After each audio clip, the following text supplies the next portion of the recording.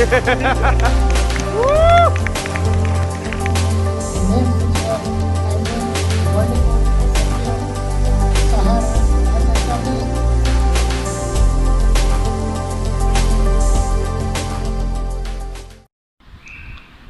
friends, I Rohan Pandya welcomes you all in my YouTube channel. The topic for today's discussion is forensic audit. Friends, this is not theoretical discussion, this is only practical discussion. To begin the discussion, I would like to address the three basic questions. The first question is, what do you mean by the term forensic audit? According to the definition, forensic audit means in-depth and detailed examination of financial record and transaction of the entity and collection of the evidences that can be used in the court of law. in-depth and detailed examination करके documents and record को court में evidence के तौर पे use कर सके. The next question you will raise that why forensic audit has emerged nowadays. See, we have statutory audit and all other audit in place. Despite of this, fraud is taking place, correct? So this is not because of the failure of the statutory audit and all other audit, because reasonable assurance is expected from statutory audit, while absolute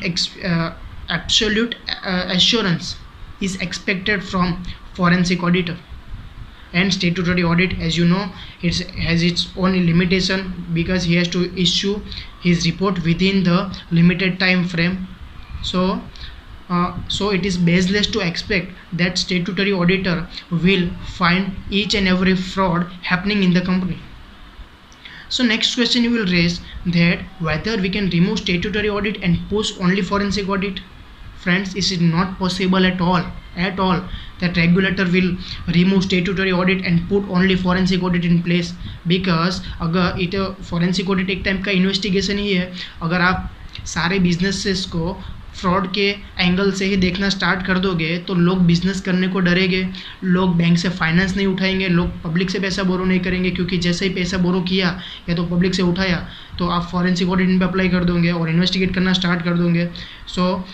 और आपको पता ही है कि ज़्यादातर businessman खुद का पैसा लगाना नहीं चाहता, वो पब्लिक से ही बोरो करेगा या तो बैंक से बोरो करेगा. तो ये पॉसिबल बिल्कुल भी नहीं है कि आप स्टेट्यूटरी ऑडिट को रिमूव करके खाली फॉरेंसिक ऑडिट ही अप्लाई कर दो. As far as my introduction is concern, I am working with CA firm located in Mumbai. My core work profile includes forensic audit, due diligence, ASM, and corporate and large corporate group of the banks. I was the paper presenter at the national conference for CA student across the country. I have presented many times my paper on topic forensic audit. I have handled 4 forensic assignments so far, out of which I got the opportunity to lead one of them. I will share my experience on the forensic audit in the later part of this video. So let's enjoy. These are some of the companies which had faced the forensic audit recently. If we take the example of DHFL का जो काम था वो loan trading का काम था. वो 10% या 12% पे बैंक से बोरो करते थे और 18% पे लैंड करते थे. ऐसा लोन ट्रेडिंग का ऐसा काम रहता है इन लोग का. अब हुआ ये कि इन्होंने बैंक से पैसा उठाया या तो जो भी लैंडर्स थे उनसे पैसा उठाया, फिर इन्होंने प्रमोटर्स ने खुद ने 100 ऑफ सेल्फ कंपनी जो डमी कंपनी रहती है वो एस्टेब्लिश किया इन्होंने और पैसा लेके वहाँ पे डाइवर्ट कर दिया. अब फंड डाइवर्जन जो क्या होता है ना, वो मैं आपको लेटर पार्ट में एक्सप्लेन करूँगा कि फंड डाइवर्जन क्या होता है. तो इन्होंने पैसा लेके उनको लैंड कर दिया, ठीक है. और चीज़ कि इन्होंने फॉरेंसिक ऑडिटर ने ये भी ऑब्जर्व किया कि इनके कुछ रिलेशन इकबाल मिर्ची और दाऊद इब्राहिम से भी थे, ठीक है. अब ये DHFL का बोलोगे कि सामने कैसे आया ये चीज़. हुआ ये था कि 2018 में share price, DHFL listed company थी, उनका शेयर प्राइस 700 रुपीज़ चल रहा था कुछ. DHFL ने कोई कंपनी से पैसा बोरो किया था, ठीक है. तो उसके सामने सिक्योरिटी में कॉमर्शियल पेपर दिए थे अपने, ठीक है. हुआ ये कि इन्होंने तो पूरा पैसा डाइवर्ट कर दिया, तो ड्यू डेट पे जो भी था ड्यू डेट पे उन्होंने लोन ऑब्लिगेशन दिया नहीं इन्होंने, ठीक है, क्योंकि लिक्विडिटी क्राइसिस ऐसा बोल के उन्होंने नहीं दिया पैसा वो कंपनी को। अब हुआ ये, वो कंपनी ने जो कॉमर्शियल पेपर दिए हुए थे वो उन्होंने मार्केट पे डिस्काउंट रेट पे बेच दिए। समझ लो 100 रुपये का था तो 90 रुपये में बेच दिया वो। अब वो जो इन्फॉर्मेशन थी वो पूरे मार्केट में स्प्रेड हो गई। अब वो स्प्रेड होने की वजह से पूरा मार्केट को पता चल गया और वो दिन 64% डाउनफॉल एक ही दिन में ऑब्जर्व किया था। 700 रुपये का शेयर 250-300 पे। अब ये चीज़ हो गई, उसके बाद सब रेगुलेटर्स वगैरह आए और इन्वेस्टिगेट करना स्टार्ट कर दिया। KPMG को अपॉइंट किया और KPMG ने 20,000 करोड़ 20,000 करोड़ रुपीज़ का फंड डाइवर्जन ऑब्जर्व किया DHFL में। ऐसे IL&FS में हुआ। IL&FS में भी कि पोजीशन अच्छी नहीं थी, इन्होंने भी लिक्विडिटी क्राइसिस थे इनके भी, जो कि क्रेडिट रेटिंग एजेंसी जैसे कैर इकरा उनको तो रिपोर्ट करना चाहिए था और डाउनग्रेड पहले से ही कर देना चाहिए था, लेकिन इनका भी कुछ कॉल्यूजन था और डाउनग्रेड नहीं किया और रिजल्ट हम सबके सामने ही है। इनमें तो स्टैट्यूटरी ऑडिटर का भी रोल था कि उन्होंने कुछ कंटिजेंट लायबिलिटी भी इनको हाइड करने में हेल्प किया। तो ये सारी चीज़ें फॉरेंसिक ऑडिटर्स ही फाइंड कर सकते हैं। रेलिगर उनका भी बहुत अच्छा बिजनेस था, बहुत अच्छी कंपनी थी, लेकिन उनमें भी फंड डाइवर्जन ऑब्जर्व किया गया। गीतांजलि जेम्स, मेहुल भाई चौकसी अपने, ठीक है, वो तो आपको सबको पता ही है। येस बैंक और PMC बैंक का तो अभी फॉरेंसिक ऑडिट चल रहा है कि क्या क्या हुआ था इसमें भी। PMC का तो ऐसा था कि इन्होंने HDIL थी उनको लोन दिया 6,400 करोड़ का अराउंड कुछ था इनका। तो इनका क्या था, NPA पहले ही से था, लेकिन इन्होंने RBI को डिस्क्लोज नहीं किया।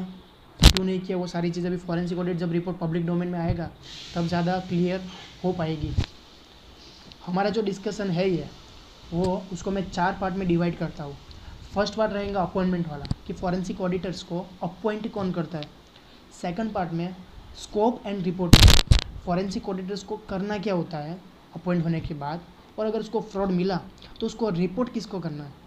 थर्ड पार्ट में मैं ये डिस्कस करूँगा कि फॉरेंसिक ऑडिट के कोर्सेज कौन कौन से हैं, कि कौन कौन से कोर्सेज करके आप फॉरेंसिक ऑडिटर का आपको सर्टिफिकेट मिलता है, और उसके स्किल्स क्या चाहिए। अगर फॉरेंसिक ऑडिटर आपको बनना है तो उसके लिए आपको स्किल कौन कौन सी होनी चाहिए, क्या क्या नॉलेज होना चाहिए। और फोर्थ पार्ट में मैं आपके साथ डिस्कस करूँगा मेरा एक्सपीरियंस, जो मैंने एक टीम को लीड किया था और मैंने एक फॉरेंसिक ऑडिट किया था और मैंने फ्रॉड एक पकड़ा था। तो हालांकि मैं फिगर्स और थोड़ी चीज़ें मैं चेंज कर दूंगा तो क्या कॉन्फिडेंशियलिटी का भी इशू ना आए। वो अपॉइंट्स द फॉरेंसिक ऑडिट। पहली चीज़ तो आती है bank. As per the notification of RBI and IBA that all the NPA accounts above 50 crores outstanding is required to be investigated by the forensic auditor। अगर कोई CA firm IBA के panel में है तो वो लोग अपॉइंट करेंगे इनको। IBA की, इंडियन बैंक्स एसोसिएशन के पैनल में रहेंगे तो अगर कोई भी अकाउंट, बहुत सारे अकाउंट रहेंगे ऐसे NPA 50 करोड़ से ज़्यादा, तो वो लोग अपॉइंट करते हैं। सेकंड थिंग है इंसॉल्वेंसी प्रोफेशनल। आपको पता होगा IBC एक्ट, अगर कोई भी कंपनी ने बैंक्स वगैरह और फाइनेंशियल क्रेडिटर्स को अगर डिफ़ॉल्ट किया है तो वो NCLT में अप्लाई करेंगे इनके लिए, और NCLT एक इंसॉल्वेंसी प्रोफेशनल को अपॉइंट करेंगी। अभी इंसॉल्वेंसी प्रोफेशनल के हाथ में पूरा मैनेजमेंट आ जाएगा, ठीक है। अभी उसको पूरा प्लान बनाना है 180 डेज़ में कि भाई कंपनी को कैसे टर्न अराउंड करके लाइन में और ट्रैक में लाया जाए। तो उसको फर्स्ट ऑफ ऑल उसको इंश्योर करना पड़ेगा कि भाई कोई फ्रॉड तो नहीं है ना इसमें, क्योंकि मैंने आपको पहले ही बताया इसके पहले वाले वीडियो में कि NPA होने के मेनली 2 ही रीज़न हो सकते हैं। एक तो आपका इकोनॉमिक स्लो डाउन, तो सबने सफ़र किया, उसमें कोई फ्रॉड का कोई चांस नहीं है। सेकंड थिंग में फंड डाइवर्जन या मिस अप्रोप्रिएशन किया है, तो इंश्योरेंस प्रोफेशनल पहले तो ये इंश्योर करेगा कि भाई इसमें कोई फ्रॉड तो है कि नहीं। तो IBC ने IP जो कि इंश्योरेंस प्रोफेशनल को राइट दिया हुआ है कि आपको फॉरेंसिक ऑडिट, जो कि उसको ट्रांजैक्शन ऑडिट बोलते हैं, फॉरेंसिक ऑडिट इसको नहीं बोलते ट्रांजैक्शन ऑडिट, बट होता फॉरेंसिक जैसा ही है कि ऐसा ही डाउट की नज़र से इन्वेस्टिगेशन ही करना है सारे ट्रांजैक्शंस को। तो insolvency professional has a right to appoint the transaction auditor. Then आता है अपना रेगुलेटर्स को पास भी पावर है।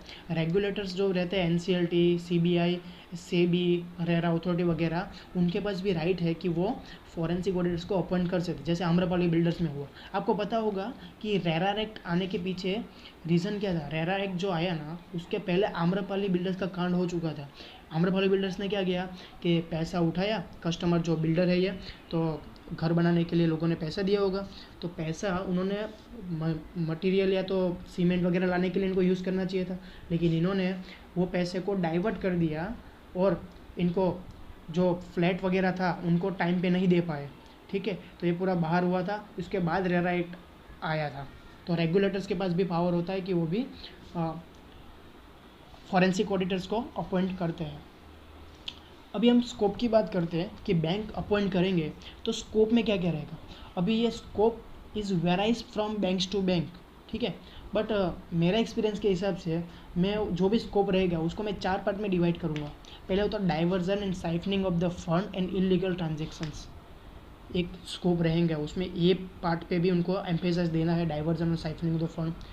अब डाइवर्जन क्या होता है, अब आपने पहले ही बताया DHFL में भी 20,000 करोड़ का डाइवर्जन हुआ था। डाइवर्जन ये होता है कि आपको समझ लो CC आपने लिया है, कैश क्रेडिट लिया है, वर्किंग कैपिटल फाइनेंस, तो आपको वो पैसे को आपको अपने बिजनेस में यूज़ करना है, बट आप वो पैसे से आप अपने प्राइवेट असेट वगैरह खरीद रहे हो और लॉन्ग टर्म असेट खरीद रहे हो, तो दिस इज़ डाइवर्जन। आपको पैसा मशीनरी बाई करने के लिए दिया है, बट आप वो पैसे से मशीनरी बाई नहीं कर रहे हो, आप कुछ और चीज़ बाई कर रहे हो, तो ये भी एक फंड डाइवर्जन होता है। साइफनिंग ऑफ फंड और फंड डाइवर्जन में ज़्यादा कोई डिफरेंस नहीं है, जो कि आपको अभी जानने के लिए इतना इम्पोर्टेंट भी नहीं है। इलीगल ट्रांजेक्शन जैसे मनी लॉन्ड्रिंग वगैरह, वो चीज़ पे भी ज़्यादा इनका एम्फेसिस रहता है, कोई पैसा बाहर तो नहीं भेजा ना इन्होंने।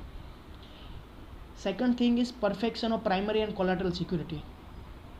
आपको पता होगा कि अगर कोई अकाउंट NPA हो जाता है तो वो अकाउंट अभी SARFAESI में हम लोग एडमिट करते हैं, DRT वगैरह में, अभी IBC आ गया, SARFAESI भी चलते हैं और IBC भी चलता है। तो अगर NPA होता है तो बैंक के पास तो क्या रहेगा, उनकी सिक्योरिटी अटैच कर लेंगे, ठीक है, सिक्योरिटी अटैच करेंगे, सिक्योरिटी बेच देंगे और जो भी पैसा आएंगे उनसे रॉन सेटल हो जाएगा, ठीक है। बट व्हाट इफ़ अगर सिक्योरिटी ना रहे तो, अगर उनमें भी उन्होंने घोटाला किया तो समझ लो, क्योंकि बहुत सारी बार हुआ है कि काफ़ी लोगों ने एक प्रॉपर्टी पे 2 बैंक से फाइनेंस लिया हुआ है, ठीक है, 20 लाख का प्रॉपर्टी है तो 20 लाख से 15 लाख का यहाँ से लिया, 15 लाख का दूसरी बैंक से लिया, 30 लाख का पर प्रॉपर्टी तो 20 लाख का है, 10 लोग का, तो इनको भी लॉस होगा। तो पहले चीज़ फॉरेंस को ये करवाया जाता है कि भाई इनका सरसाई, ROC चार्जेस, सारी चीज़ें देखो आप, वो सिक्योरिटी है कि नहीं, या तो पता चला NPA हो गया, सिक्योरिटी भी इन्होंने पहले ही बेच दी थी, बैंक का तो पूरा लॉस हो गया। तो ये चीज़ बहुत इंपॉर्टेंट हो जाती है सिक्योरिटी और प्राइमरी और कोलैटरल या प्राइमरी दोनों में। एक होता है window dressing of financial statement and breach of law. अब विंडो ड्रेसिंग क्या होता है कि कंपनी की पोजीशन ख़राब है ऑलरेडी, बट इन्होंने जो फाइनेंशियल स्टेटमेंट बनाया है उसमें बहुत अच्छी दिख रही है, ठीक है, टू डिफ्रॉड द क्रेडिटर्स, ठीक है, फाइनेंशियल हेल्थ बहुत अच्छी दिखाई उन्होंने फाइनेंशियल, बट हालांकि इनकी फाइनेंशियल कंडीशन अच्छी नहीं है इतनी।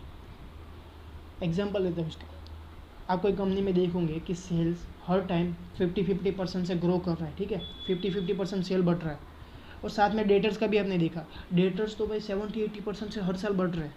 उसका मतलब क्या हुआ कि इन्होंने डमी सेल्स दिखा के कंपनी के अच्छे, हालांकि डेटर से रियलाइजेशन ही नहीं हो रहा है, तो इसमें ज़्यादा उनको इन डेप्थ चेक करना पड़ेगा कि भाई इन्होंने कोई डमी सेल्स तो नहीं बताया है, डमी कोई डेटर वगैरह नहीं दिखाया है ना। और एक चीज़ होती है कैश फ्लो से भी आप पता कर सकते हो ये सारी चीज़ें, कैश फ्लो का आप एनालिसिस करोगे आप तो पता चल जाएगा कि भाई सेल्स तो यार इतना बढ़ रहा है लेकिन डेटर से तो कलेक्शन आ ही नहीं रहा है, तो आप उसमें ज़्यादा इन डेप्थ एनालिसिस करोगे, तो ये चीज़ पे भी ज़्यादा एम्फेसिस रहता है। फिर एक और एग्जांपल लेता हूँ, ये विंडो ड्रेसिंग का, जैसा हमने पकड़ा था, एक कंपनी ने एक अपनी सब्सिडरी कंपनी एक टैक्स हेवन कंट्री में एस्टाब्लिश किया, ठीक है, कि और कंपनी का काम है कि वो रॉ मटेरियल वो कंट्री से बाई करके इंडिया में सप्लाई करेंगे। तो इन्होंने क्या किया कि वो कंपनी को एडवांस दे दिया, रॉ मटेरियल बाई करने के लिए एडवांस दे दिया और अपने असेट साइड दिखा दिया, एडवांस फॉर रॉ मटेरियल, ठीक है।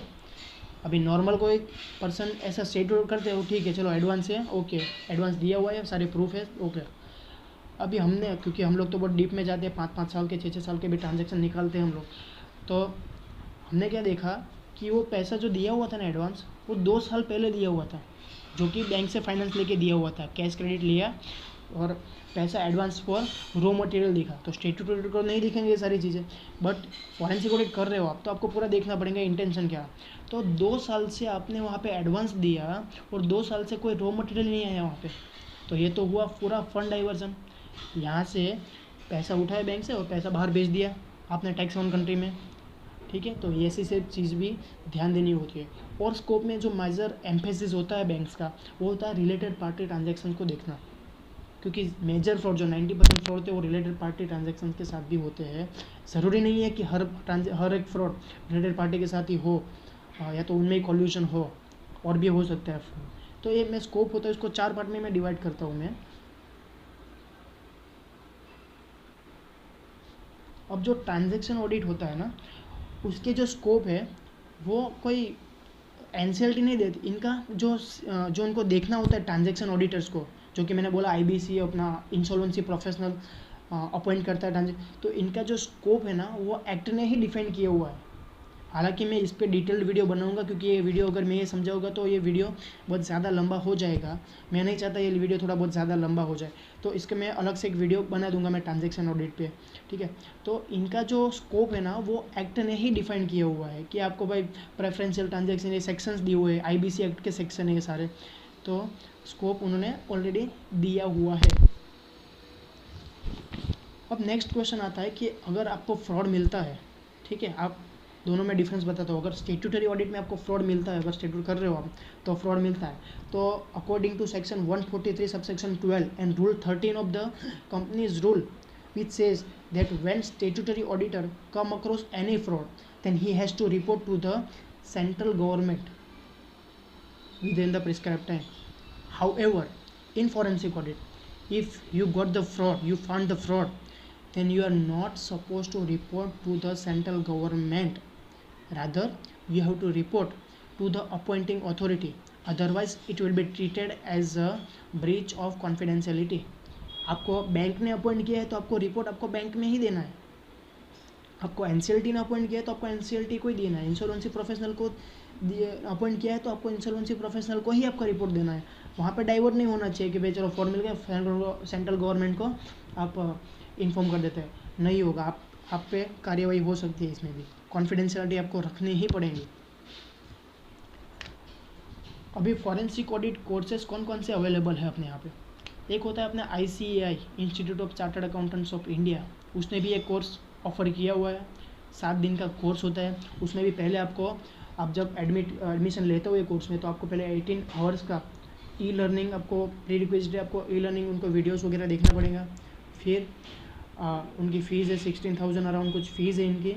और अगर आपने वो 18 आवर्स कंप्लीट कर ले तो उसके बाद 7 दिन का क्लासेस रहते हैं इनके, तो वो कंप्लीट करने के बाद आपको सर्टिफाइड फॉरेंसिक ऑडिटर का कोर्स आपको सर्टिफिकेट मिलता है।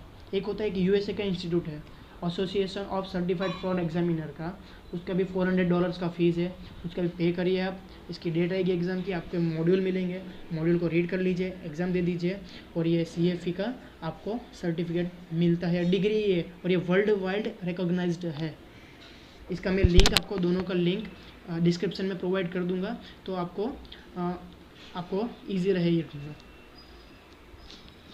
अभी नेक्स्ट क्वेश्चन आता है कि फॉरेंसिक ऑडिटर्स के पास क्या क्या स्किल होनी चाहिए, या तो फॉरेंसिक ऑडिट करना है तो क्या स्किल्स होनी चाहिए।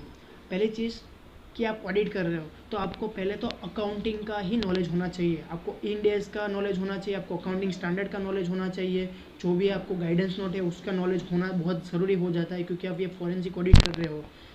ये आप कोई CBI वगैरह नहीं है कि क्रिमिनल आप पकड़ रहे हो किसी को, या अकाउंटिंग फ्रॉड को पकड़ रहे हो आप, तो आपको पहले तो अकाउंटिंग का प्रॉपर नॉलेज होना चाहिए। फिर आपको ऑडिट का भी अंडरस्टैंडिंग होना चाहिए कि आप स्टेट्यूटरी ऑडिट नहीं कर रहे हो, आप फॉरेंसिक ऑडिट कर रहे हो, आपकी प्रायोरिटीज़ चेंज हो जाती है स्टेट्यूटरी ऑडिट में, और फॉरेंसिक ऑडिट में प्रायोरिटीज़ चेंज हो जाती है। फिर आपको जो अप्रोच रखना है वो क्रिमिनोलॉजी एंड इन्वेस्टिगेटिव अप्रोच रहना है। मैंने कहीं सुना है कि अगर आपको चोर को पकड़ना है तो आपको चोरों की तरह सोचना पड़ेगा, ठीक है, तो ये आप पकड़ सकते हो। तो पूरा क्रिमिनोलॉजी का नॉलेज होना चाहिए, इन्वेस्टिगेटिव अप्रोच होना चाहिए, ये चीज़ बहुत इंपॉर्टेंट हो जाती है। फिर आता है think differently and develop open mind, ठीक है, रिस्ट्रिक्ट नहीं करना चाहिए कि भाई नहीं ये नहीं हो सकता, ये नहीं हो सकता, कहीं पे भी फ्रॉड हो सकता है। अब अगर बिगिनर्स हो, आप स्टार्ट कर रहे हो ऑडिट, तो फ्रॉड कहीं पर भी हो सकता है। ऐसा नहीं होता है कि यहाँ पे नहीं, सारी चीज़ में फ्रॉड हो सकता है, कोई इसका डिफाइन नहीं है कि भाई यहाँ पे ही फ्रॉड हो सके। आपको एक ही चीज़ डिफरेंट लोगों को पूछनी पड़ेगी। समझ लो आपने किसी को पूछा, जैसा हमारे साथ हुआ था, जैसा कि एक कंपनी का प्लांट, जैसा हमको बताया कि भाई 2 महीने से बंद था, ठीक है, वैसा हमको जो हमारे साथ ऑडिट कोऑर्डिनेट कर रहे थे जो कंपनी के ऑफिशियल्स, वो बता रहे थे कि प्लांट 2 महीने से बंद था। फिर हमने एक सरप्राइज विजिट किया प्लांट पे, ठीक है, क्योंकि हम लोग हेड ऑफिस में बैठ के सारी चीज़ करते हैं, तो हमने प्लांट का विजिट किया। तो प्लांट में अभी हमको तो पता नहीं चलेगा कब से बंद है, कब चालू था, कब बंद था। तो हमने वहाँ पे जो एम्प्लॉय काम करते थे ना, वो अलग अलग लोगों को पूछने का ट्राई किया। हमने ऐसे नहीं बोला कब से बंद है, हमने बोला ये तो यार 3-4 साल से बंद लग रहा है प्लांट। तो एम्प्लॉय ने बोला 2 साल से प्लांट बंद पड़ा हुआ है, ठीक है। तो आपको एक एक क्वेश्चन को अलग अलग लोगों को पूछना पड़ेगा, तो रिजल्ट मिलेगा आपको। फिर आता है लीगल नॉलेज, आपको सारे एक्ट का, फाइनेंशियल जो भी एक्ट है, जैसे रेरा रहेगा, फिर फेरा, जो भी मनी लॉन्ड्रिंग है, ये सारे एक्ट का लीगल नॉलेज होना बहुत ज़रूरी हो जाता है।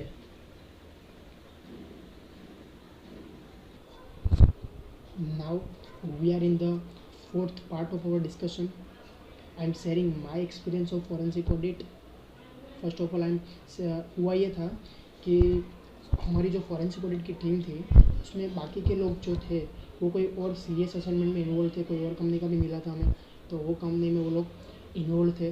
भी हम 2 लोग ही बचे थे, जो था नहीं हमारे पास कुछ। तो हमारे प्रिंसिपल ने बोला कि तुम लोग स्टार्ट करो, ठीक है, बाद में वो लोग फ्री हो गए तो आपके साथ कर देंगे हम लोग, तो स्टार्ट कर देना। तो जैसे हमने स्टार्ट किया, जब हम लोग पहले तो बेसिक इन्फॉर्मेशन ले रहे थे, कंपनी क्या क्या करती है, क्या है उनका सैंक्शन लेटर वगैरह सब पढ़ रहे थे।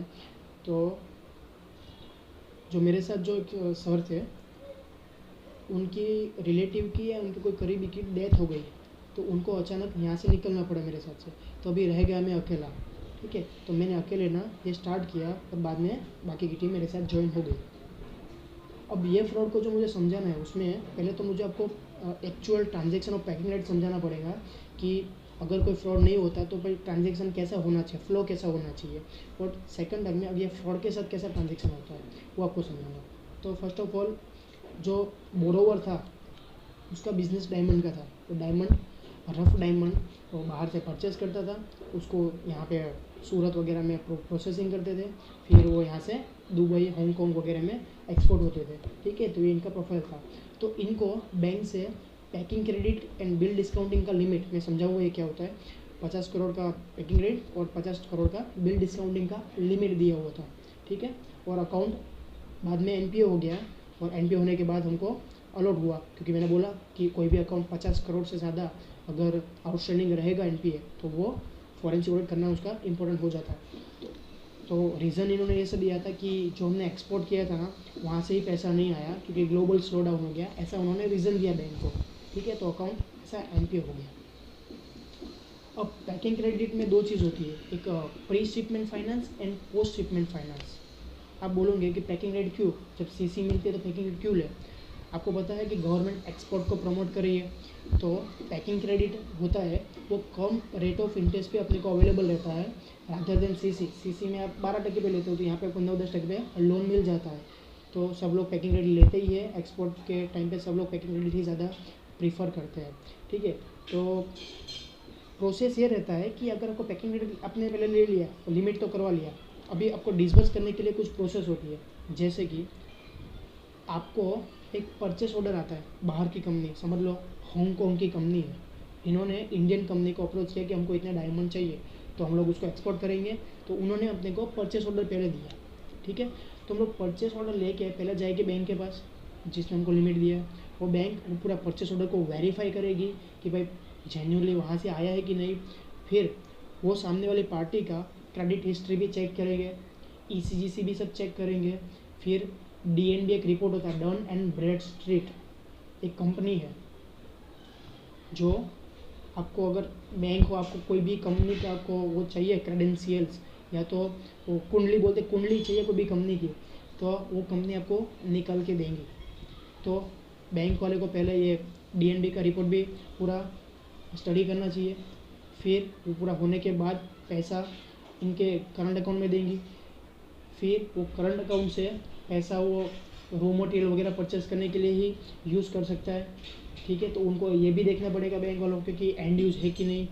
फिर वो डायमंड बना, जो भी रॉ मटेरियल का फिनिश कुछ बना, फिर वो एक्सपोर्ट करेंगे। अब एक्सपोर्ट होने के बाद जो एक्सपोर्ट के डॉक्यूमेंट्स रहते हैं वो उनको सामने वाली बैंक को भिजवाने पड़ेंगे, ठीक है, क्योंकि ये कैश पेमेंट नहीं हुई है। 180 डेज़ के बाद ये पेमेंट 150 डेज़ बाद का पेमेंट टर्म्स था कि अगर आज मैं एक्सपोर्ट करता हूँ तो 150 दिन के बाद मुझे पैसा आएगा, ठीक है। और ये LC वगैरह कुछ था नहीं इसमें, हालांकि बहुत सारे लूफल्स भी इसमें थे, मैं आपको लेटर पार्ट में आपको समझाऊंगा, ठीक है। गुड्स रेडी हुआ, एक्सपोर्ट कर दिया, एक्सपोर्ट के बाद 150 डेज़ में वो पैसा आएगा। तो 150 डेज के बाद आएगा तो पहले बिल डिस्काउंटिंग करवाना होता है। जैसे हमने एक्सपोर्ट किया, ठीक है, पहले तो प्री सेटमेंट फाइनेंस का 50 करोड़ आउटस्टैंडिंग रहेगा, वो पैसा लेके हमने गुड्स बनाया, गुड्स बना के अभी हम लोग उसको एक्सपोर्ट करेंगे, ठीक है। तो एक्सपोर्ट करेंगे तो जो बिल रहेगा, बिल बैंक वाले डिस्काउंट करते हैं और उससे जो प्रोसीड आती है वो प्री शिपमेंट को लिक्विडेट करते हैं, ख़त्म करते हैं, और नया हेड आता है बिल्स रिसीवेबल अकाउंट, जिसको हम लोग पोस्ट शिपमेंट फाइनेंस होता है,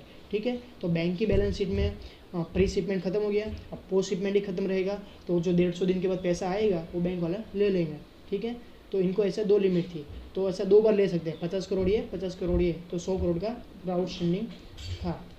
अब फ्रॉड क्या हुआ यहाँ पे कि जो परचेस ऑर्डर थे वो पूरा फेक दिए थे। फेक परचेस ऑर्डर मीन्स आपको मैंने पहले ही बताया कि purchase order has to be received from the overseas buyer, वहाँ से ही आना चाहिए। इन्होंने क्या किया, परचेस ऑर्डर यहाँ से ही बनाया, खुद नहीं बनाया। अभी आप बोलोगे तुम लोग को कैसा पता चला है फॉरेंसिक ऑडिट को, ये पहला जो भी ऐसे कोई असाइनमेंट आता है, जो भी फंड डाइवर्जन वगैरह के, तो पहले तो हमको ये चीज़ देखनी होती है कि प्रोसीजरल लैप्सेस तो कुछ नहीं है ना। तो पहला स्टेप आता है परचेस ऑर्डर, ठीक है। तो परचेस ऑर्डर हमने वेरीफाई करना स्टार्ट कर दिया, ठीक है। तो परचेस ऑर्डर वेरीफाई करना स्टार्ट कर दिया तो हमको ये मिला कि परचेस ऑर्डर में जो सिग्नेचर होती है जो सामने वाली पार्टी की, जो ओवरसीज बायर की, वो तो सब में सेम होनी चाहिए। समझ लो रोहन पंड्या मेरी सिग्नेचर में कर रहा हूँ तो रोहन मेरी सिग्नेचर रहेगी। तो सारे परचेस ऑर्डर्स में अगर मेरा नाम है तो मेरी एक ही जैसी सिग्नेचर रहेगी, अलग अलग सिग्नेचर तो हो नहीं सकती। लेकिन ये परचेस ऑर्डर में एक ही पर्सन की, नाम एक ही पर्सन का, बट सिग्नेचर अलग अलग, रोहन लिखा है तो रोहन के अलग अलग 5-6 सैंपल हमको मिले। तो इससे पता चला हमें कि जो परचेस ऑर्डर थे वो पूरा यहाँ से ही बनाया हुआ था कम पैसों पे लोन लेने के लिए, ठीक है। तो फिर नेक्स्ट ये परचेस ऑर्डर ने सबमिट किए, तो फिर नेक्स्ट आता है कि भाई credit rating agency, credit report जो होता है ओवरसीज बायर का, वो भी अच्छा होना चाहिए, सेटिस्फैक्ट्री होना चाहिए, उसकी कुंडली अच्छी होनी चाहिए। लेकिन ये केस में वो जो ओवरसीज बायर था उसकी क्रेडिट रेटिंग अच्छी नहीं थी, फिर भी पैकिंग क्रेडिट देने में वो लोग आगे आए बैंक वाले। फिर क्या हुआ, पैकिंग क्रेडिट इन्होंने डिस्बर्स कर दिए करंट अकाउंट में। अब इनको क्या करना चाहिए था कि रॉ मटेरियल का वगैरह का परचेस के लिए पेमेंट करना चाहिए था, तो इन्होंने किया। अभी हम क्योंकि बोरोवर स्टार्टिंग में हमसे कोऑपरेट नहीं कर रहा था, इसलिए हमने बैंक स्टेटमेंट से, RTGS, NEFT डिटेल से ही सारी चीज़ें हमने निकलना स्टार्ट कर दी कि कौन कौन सी पार्टी को इन्होंने पेमेंट किया है। तो हमने बहुत सारी पार्टी का लिस्ट बनाया, उनका एड्रेस हमने ढूंढा, एड्रेस भी ढूंढा सारी बैंक में, उनके जो फेक सप्लायर्स थे, ठीक है। पहले तो हमको ये लोग बोरोवर ने तो कोऑपरेट बनने से मना कर दिया कि वो कोऑपरेट नहीं करेगा, तो फिर हमको फिर क्योंकि फॉरेंसिक ऑडिटर हम लोग ऐसा नहीं बोल सकते भाई ये कोऑपरेट नहीं कर रहा है, फिर तुम लोग का क्या काम। तो इसलिए हमारी पूरी स्मार्टनेस और सारी चीज़ें हमको इसमें इन्वॉल्व करनी पड़ती है। तो फिर हमने क्या किया, जो बैंक से करंट अकाउंट का स्टेटमेंट था ना, उससे हमने RTGS NEFT की डिटेल ले ली, ठीक है। अब RTGS NEFT में पार्टी का नाम रहता है, अकाउंट नंबर रहता है और IFSC कोड रहता है, ठीक है। तो IFSC कोड से हमको पता चला कि ये इनके ये ब्रांचेस में अकाउंट है, ठीक है। मुंबई में, सूरत में, कहीं पे भी, इंदौर में, सारी जगह अकाउंट है। अभी हमने क्या किया कि वो ब्रांचेस पे गए जहाँ पे वो सप्लायर्स के अकाउंट्स थे, ठीक है। अभी सारे लोग कोऑपरेट नहीं करते क्योंकि ये फॉरेंसिक ऑडिट है, ठीक है। क्योंकि अगर वो लोग ये सप्लायर्स का मुझे डिटेल देने लगे तो फिर कॉन्फिडेंशियलिटी का ब्रीच होगा, वो लोग इस पर केस डाल देंगे। तो कोई बैंक ने हमें ये प्रोवाइड कर दिया एड्रेसेस वगैरह, ठीक है। क्योंकि बैंक टू बैंक तो रिलेशन अच्छे होते हैं। हम लेटर हेड लेके गए थे ये बैंक का जिसने हमको अपॉइंट किया था, तो वो बैंक ने लेटर हेड पे लिखा कि इनको जो भी इन्फॉर्मेशन चाहिए आप प्लीज़ कोऑपरेट करें। नेसेसरी नहीं है कि वो लोग कोऑपरेट करेंगे ही, पर लेकिन कुछ बैंक ने मना कर दिया कि भाई हम लोग इसके सप्लायर्स के एड्रेसेस नहीं देंगे, ठीक है। कुछ ना हमको दे दिए। अभी आप बोलोगे कि आपको क्यों इसके एड्रेस चाहिए थे, क्योंकि हमको पता भी तो होना चाहिए जिसको पेमेंट कर रहा है तो उसके बिजनेसेस है कि नहीं, कि भाई मनी ट्रेल, क्योंकि मनी ट्रेल ढूंढनी होती है, पैसे के पीछे भागना पड़ता है कि यहाँ से यहाँ गया, यहाँ से कहाँ गया पैसा, सारी चीज़ें हमको देखनी होती है। तो ठीक, फिर हम किसके एड्रेस मिले हमें, किसी के नहीं मिले। तो कुछ 20 करोड़ के कुछ सप्लायर थे 3-4, तो हमने वो प्लेस विज़िट करें, मतलब वो प्लेस पे विज़िट करने गए, वहाँ पे कोई भी था नहीं, वहाँ पे कोई और भी वहाँ पे था, बिज़नेस कोई और ही कर रहा था, कोई और नाम से चल रहा है, इनका कोई नामो निशान नहीं। हमने पूछा कि ये नाम के बिज़नेस यहाँ से चल रहा है, तो उन्होंने बोला यहाँ से कोई नहीं है। इन्होंने बैंक में रॉन्ग एड्रेस दिए हुए थे अकाउंट खोलने के लिए, ठीक है, क्योंकि इन्होंने पैसा दिया, समझ लो 20 करोड़ एक पार्टी को दिया, ABC लिमिटेड, तो ABC लिमिटेड का वहाँ पे एड्रेस होना चाहिए, वहाँ पे एड्रेस पे वो ABC लिमिटेड ही होना चाहिए। हम गए वहाँ पे तो ABC लिमिटेड था ही नहीं, वहाँ पे कोई XYZ लिमिटेड ही बिजनेस कर रहा था। अब जो बैंक से हमने इन्फॉर्मेशन निकाली, हमको पूछ नहीं सकते हम लोग उसको, क्योंकि फिर वो ज़्यादा हमारे स्कोप में नहीं था जी, कि वो बैंक में क्यों ना रॉन्ग एड्रेस दिया, KYC अपडेट नहीं किया होगा, तो वो रॉन्ग एड्रेस था। तो इन्होंने 20 करोड़ रुपये का फंड डाइवर्जन यहाँ से निकाल लिया पैसे। फिर गुड्स रेडी हो गया, उनको एक्सपोर्ट करना था, वहाँ पे भी घपला किया इन्होंने।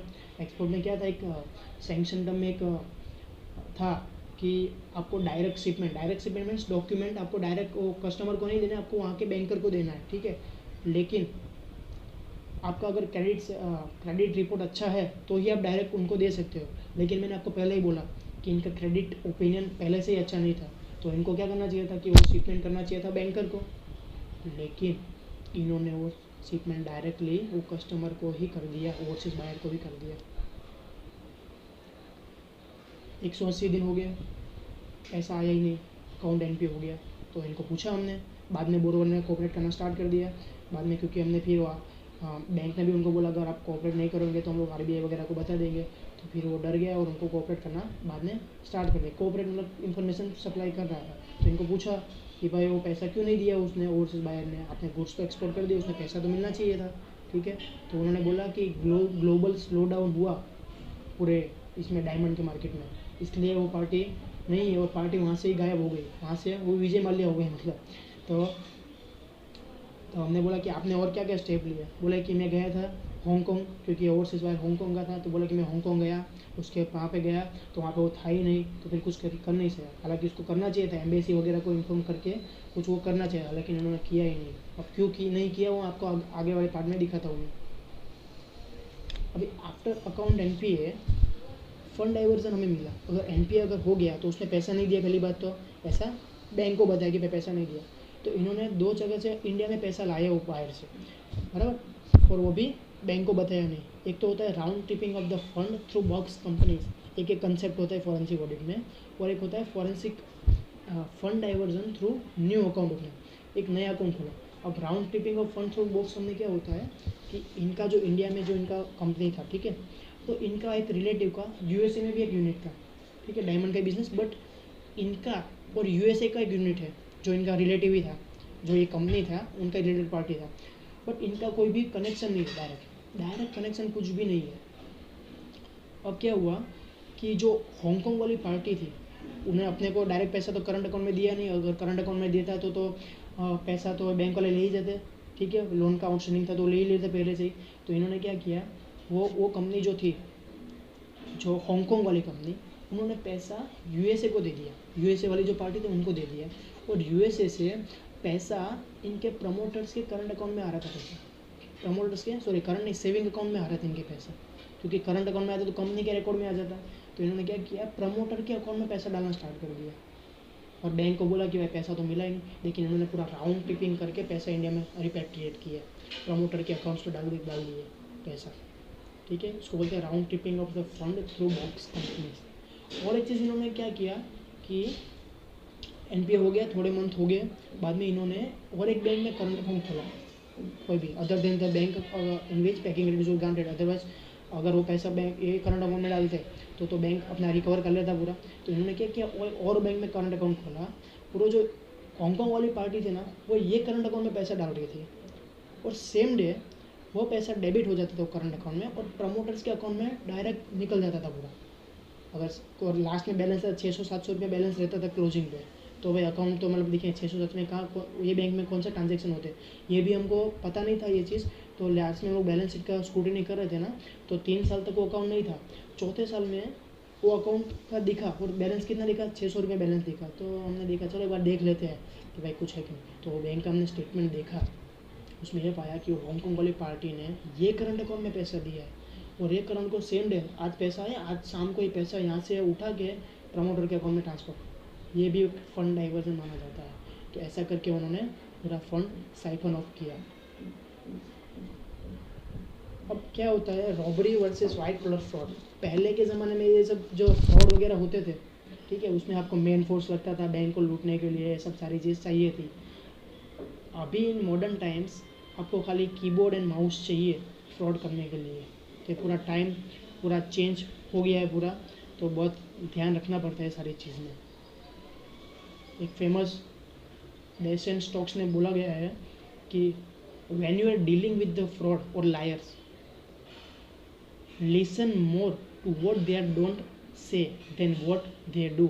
मैंने पहले ही चीज़ बताई थी आपको कि ये चीज़ पे बहुत ध्यान रखना पड़ेगा कि ये ऐसा क्यों बोला, ये ऐसा क्यों नहीं बोला, ठीक है। सारी चीज़ आपको पूछनी पड़ती है और पूरा ओपन माइंड रखना ही पड़ता है, तो ये आप ये इसको कंप्लीट कर सकते हो, ठीक है। मैंने पूरा समझाने का ट्राई किया। I hope you like this session. Thank you so much for carefully listening me. Thank you so much. If you have any doubt, you are welcome to ask the queries. Thank you so much.